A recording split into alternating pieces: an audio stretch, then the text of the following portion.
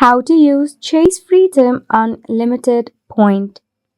Now, as you may know, Chase Freedom does have an advantage that is receiving cash back from 1.5% to 3% on every purchase you make.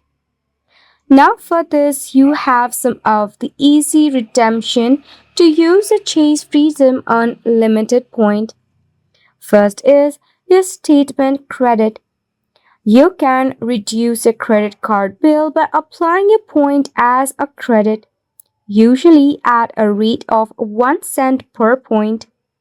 Second is the direct deposit. You can transfer your points directly to your linked bank account for cash.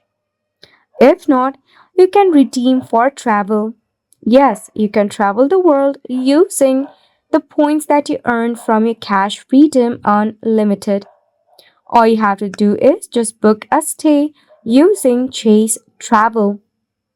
If not, you can redeem it for gift card as well. By this way, you can enjoy the perk of your points to the fullest. Isn't it a freedom?